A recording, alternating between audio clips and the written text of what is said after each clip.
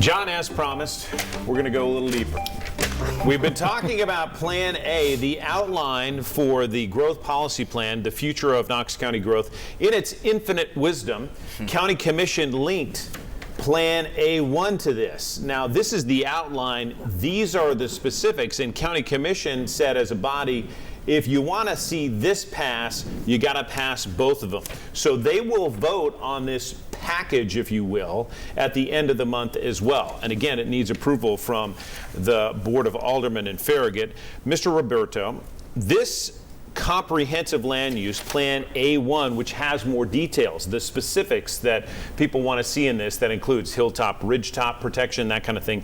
What do you want to see County Commission put in there specifically from your perspective? Well, I don't have a vote on County Commission. Right. That's not my role. And so I'm really here to talk about things that are going on in the city. So if you think about the growth we've talked about, we've already welcomed into the city about 2,000 residents. By 2040, we're going to be we're welcoming another 20,000 folks. So we've got growth. People are coming here. So how do we address it in the city? Well, I'm a big advocate for smart growth and for complete streets. And when we talk about complete streets, we're talking about streets that can accommodate cars, bikes, pedestrians. You've got crosswalks. You've got a lot of activity. That is the prime territory for us in the city is mixed use along the commercial corridors. And so that's what I've really been pushing for and advocating for. And Mr. Snowden, I see you nodding because it seems like that dovetails with some of the conversations you're having and your team is having about this very process. Sure. You know, Councilman Roberto hit it nail on the head. One of the things we heard throughout this two-year process was they want really a multimodal facility. They want to be able to ride their bike, they want to be able to walk as well as drive their car. So that's something that you're going to see as part of our transportation improvements really develop out of this.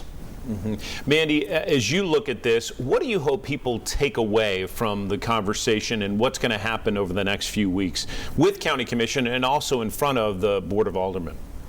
I think what's most important is that we cannot stay status quo and keep our county the way that we love it. You know, people are moving here because of the quality of life that we have.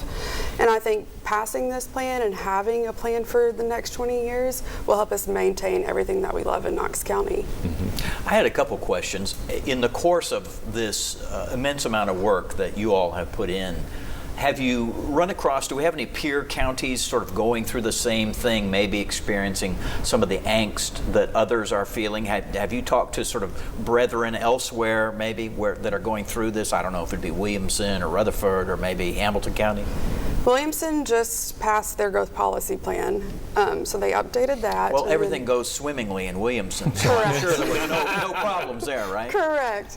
Hamilton County is updating their comprehensive plan also. So those are some of the top ones in Tennessee. The other question I had, and I'll put you both on the spot, is what if, and it sounds like at a minimum it may be close, I think March 28 is when John said Farragut, a board of mayor and aldermen takes this up. What if it doesn't pass? What happens then? The mayor will not reconvene the growth policy committee. We will go back and could potentially rework those, our comprehensive plan boundaries, but this is state mandated, so something has to happen. Is that correct? We would go back to the plan that we currently have, which is 20 years old. Gotcha. And Jim, what would that do you think? What would a setback like that mean for you as a planner and somebody who's trying to execute what people want? Well, I think a lot of the areas we were proposing to grow that we were going to invest those transportation dollars in, we wouldn't do that. We would maybe focus more on the existing locations that are having safety and capacity problems. But to Mandi's point, really the status quo is the worst option for us. It's the worst option for the community. Mr. Roberto, as people move forward and think about this, where do you want them to go? What do you want them to look at?